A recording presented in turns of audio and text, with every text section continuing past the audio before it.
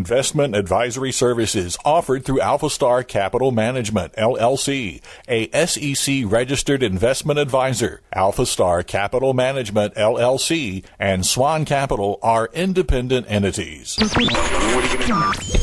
What your money would say. Andrew McNair. Money Talks. Are you listening? Money Talks. Are you listening? Money Talks. Are you listening? What your money would say with Andrew McNair.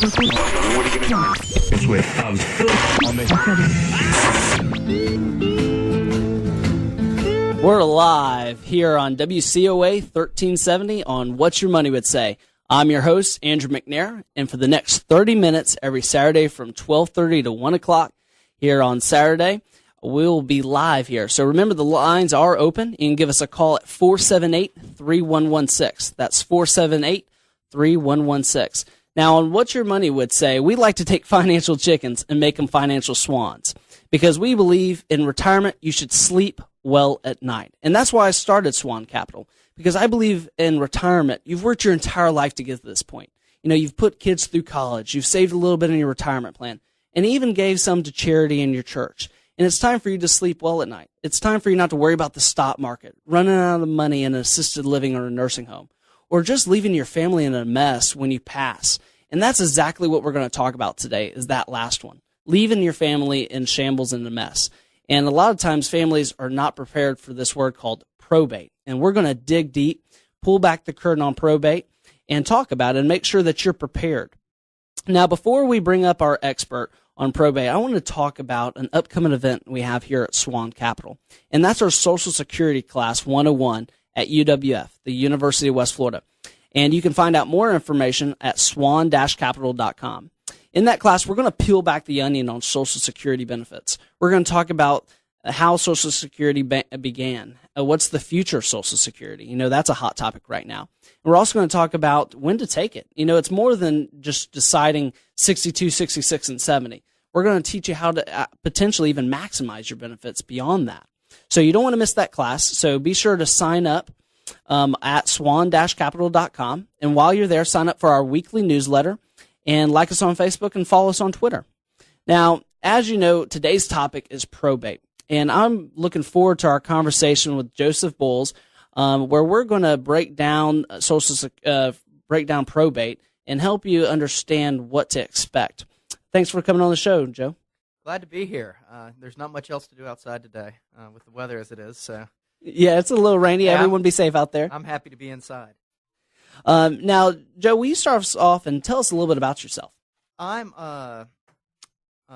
native Pensacolian, born and raised.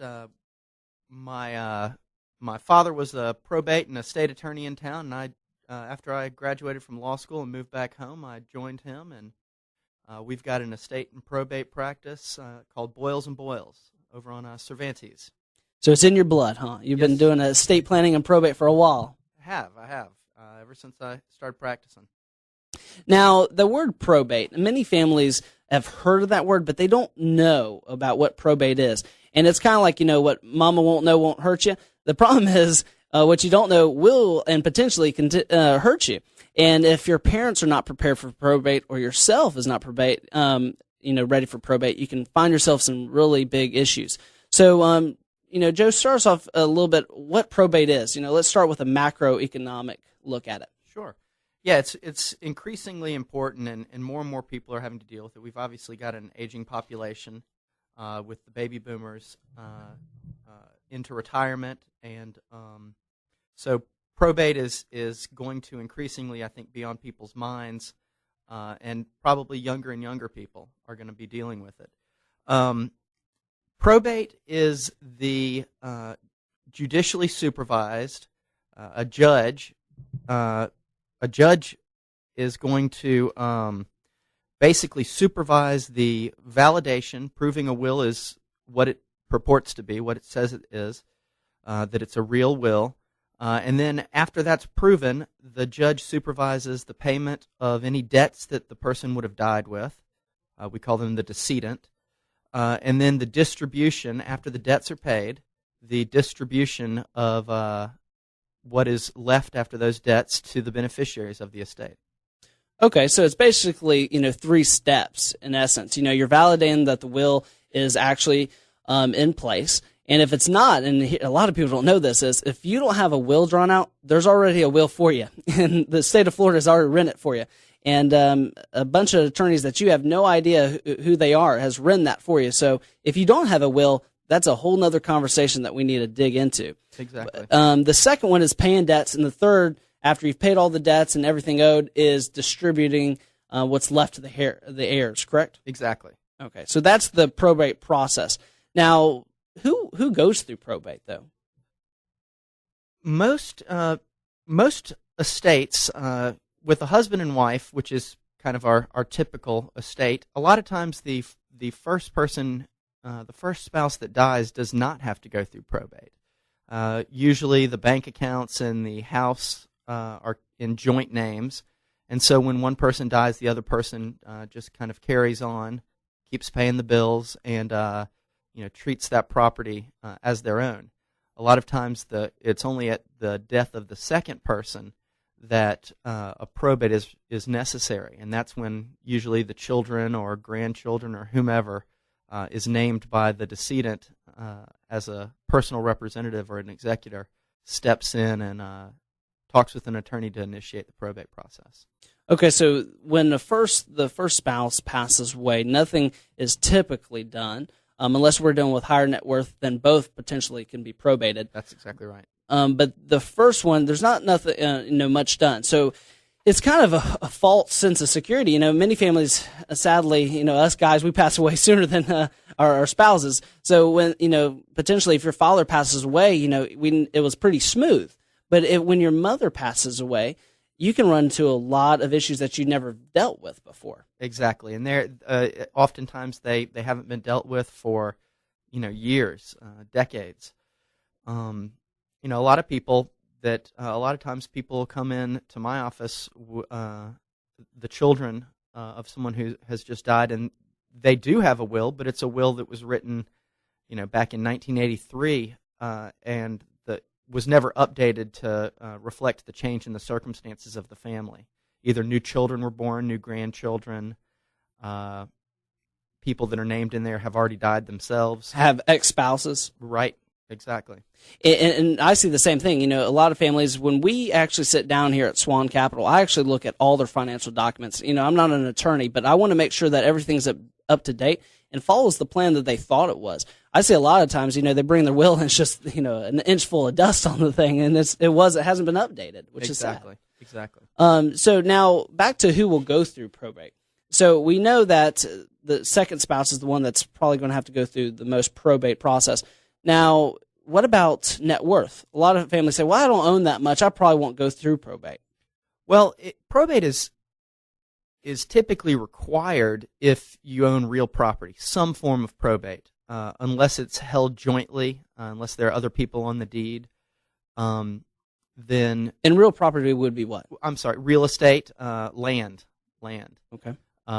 Dirt. If you own dirt, then you're probably going to have to go through probate, or there are some other ways around that, but probate will likely be required in some form.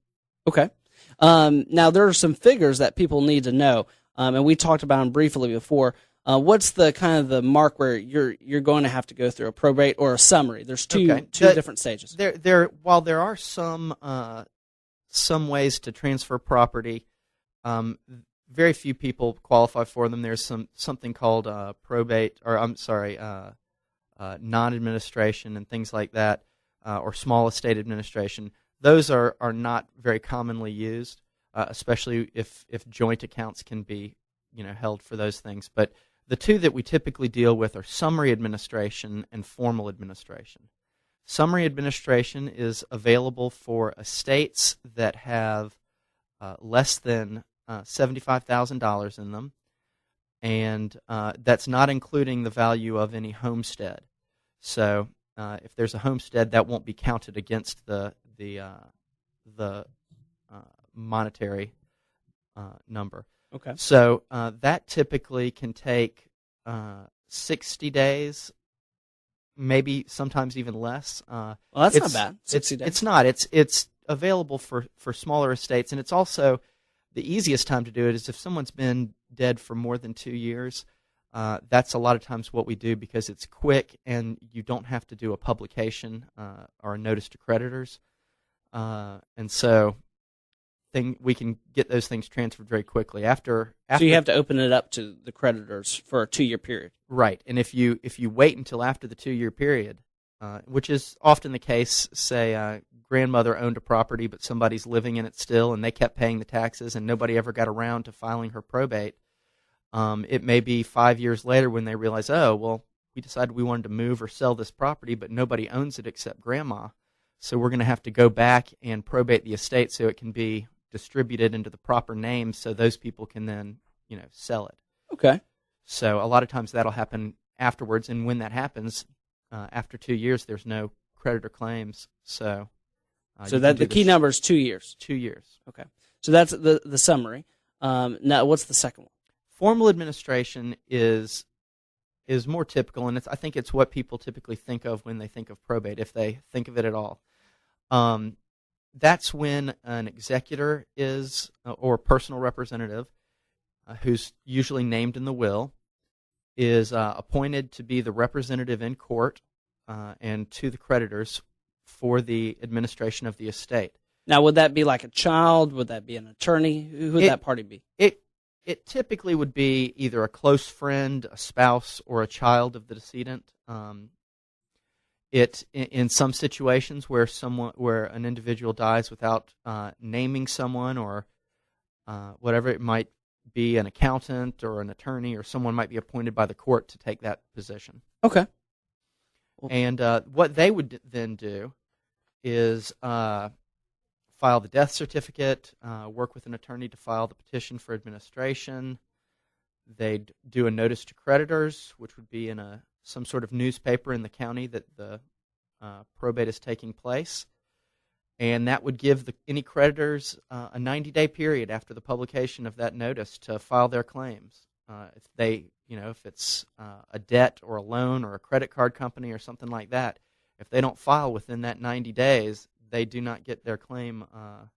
They don't get a bite at the apple, if you will. Wow, that's crucial. So 90 days. So you have to put it in a publication so a lot of either creditors or other people can look at to make sure that there's no inquiries about that estate. Exactly. And then once that period is done and the creditors are known, the creditors that have filed claims, the estate pays back the claims in a certain order. They have to pay all of a top-tier claim before they can pay any of the next claim on the tier. And so one mistake that people would make if they don't understand the laws is if they pay a claim that's on a lower tier before they fully satisfy an upper-tier claim, those creditors can come after the personal representative personally. Oh, wow. So you need to work with your attorney to make sure that you're doing everything in the proper way to not take those claims on yourself and against your personal assets. Sure. So from what you've just told me, helping with the death certificate, making sure it's in the publications for 90 days and all the other things, it takes an expert. I mean, that's not something I would know, and I do a financial plan for a living. I mean, those are some of the steps that you wouldn't know to do it yourself. There are a lot of rules, and the penalties can be quite harsh if they aren't followed properly.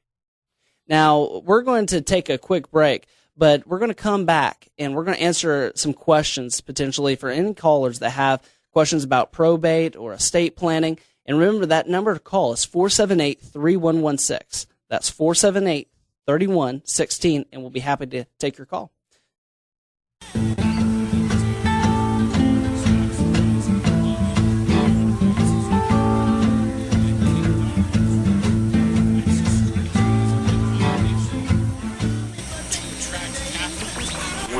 What your money would say.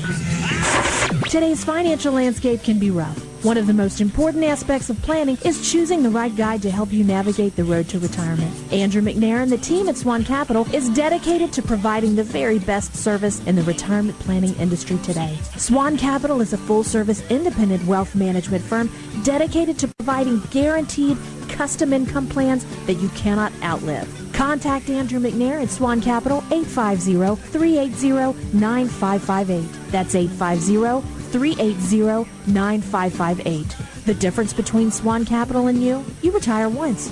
We help people retire every day.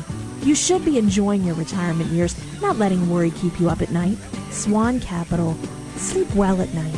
Contact Andrew McNair at SWAN-Capital 850-380-9558.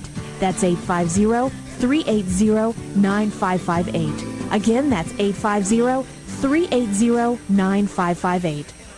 The Veteran Benefit Project, founded by Andrew McNair, president of SWAN-Capital, is a nonprofit organization dedicated to helping veterans and widows of veterans with long-term care expenses by qualifying for the VA's Aid and Attendance Benefit. Learn how to receive over $24,000 per year from the VA towards long-term health care. There is absolutely no fee associated with our assistance to the veteran, the widow of a veteran, their families, or any retirement community. Our goal is to preserve the dignity of the veteran and to reduce the dependency on the Medicaid system. Again, learn how to receive over $24,000 per year from the VA. Contact the Veteran Benefit Project 850-380-5137. That's 850-380-5137. 850-380-5137. Look us up on the web, veteranbenefitproject.com. At the Veteran Benefit Project, we are committed to helping you secure the benefits you deserve.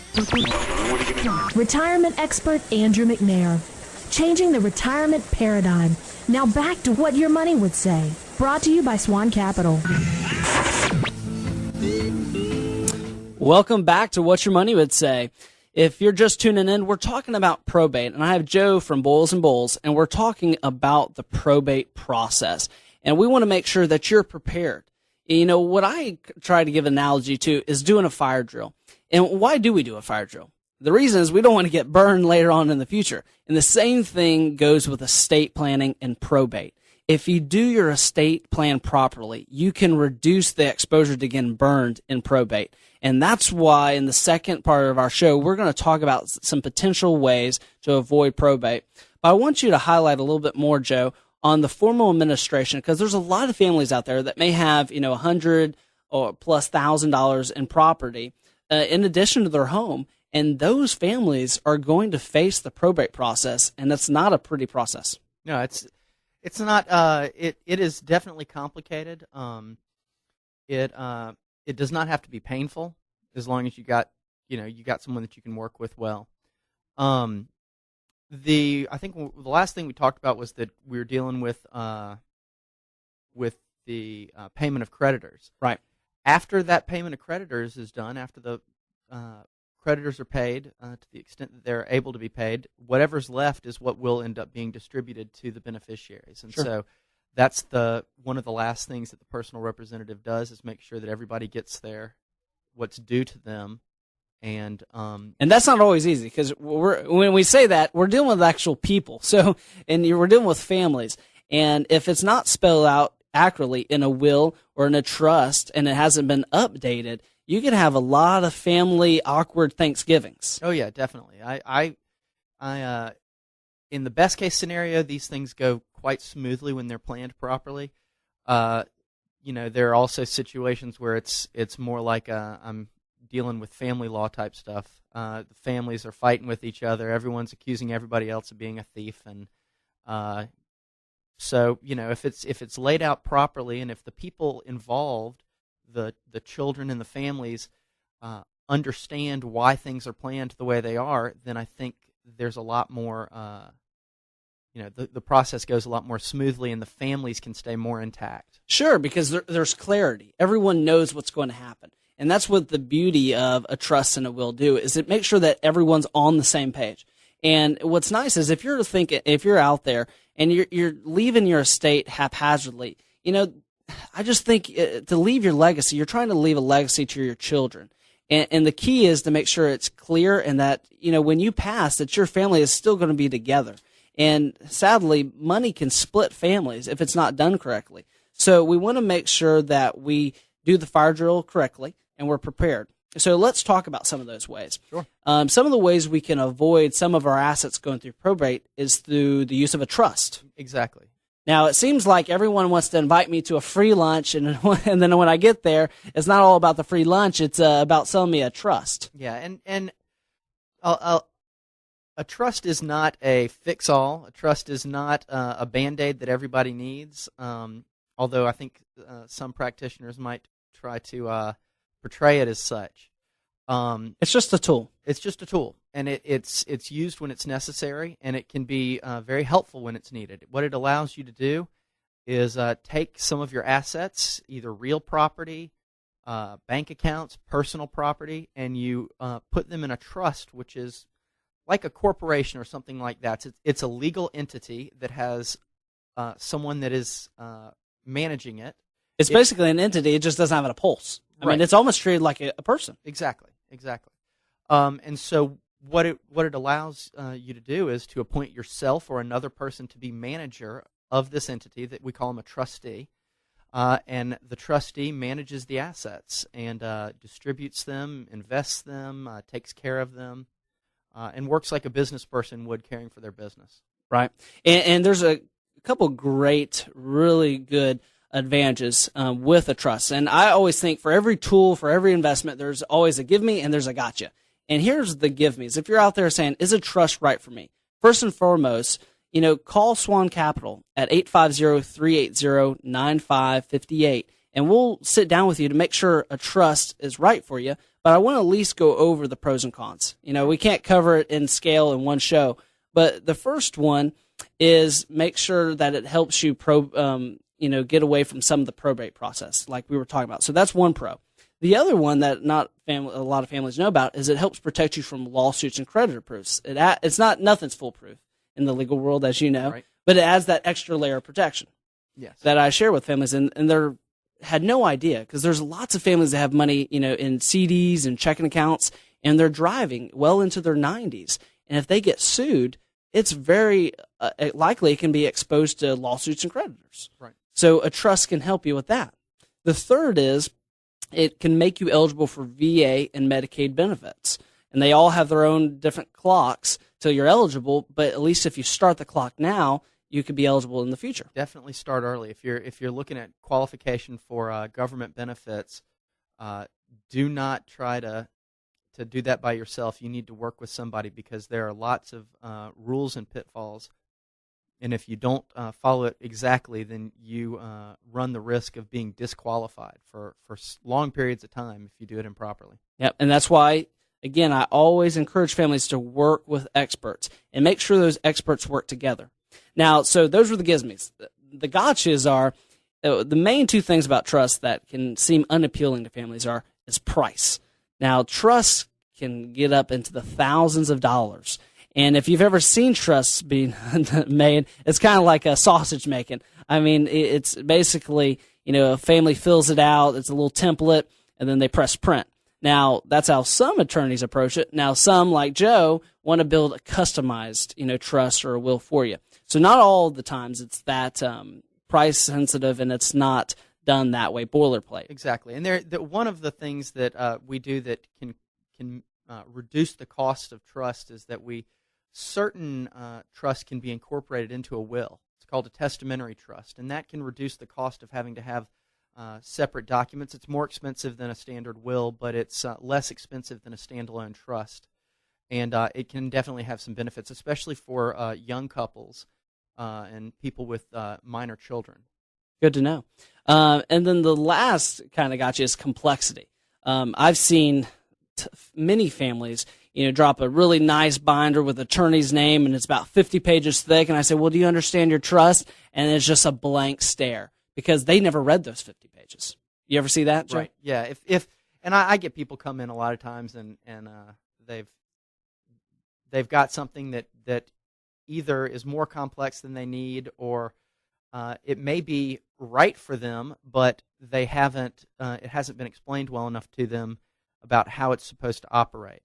And so definitely, you need to. It needs to be something that you can understand and that you can work with. Otherwise, it's just a very expensive binder. Right. And again, I don't like to beat up on attorneys or financial planners, because it's kind of like when families leave even my office. Sometimes, luckily we take good notes, but it's kind of like the neuralizer. They just walk out and they totally forget why they did the trust, even if it's correct and right for them. Again, we talked about updating it. You want to make sure that your trust or will are updated. You don't want an inch full of dust on the top. If you're just tuning in on What Your Money Would Say, we're talking about probate and how you can actually avoid some of this lengthy probate process. And so we have Joe from Boils and Bulls, and we're talking about that. Now, I also want to talk about some really relevant numbers.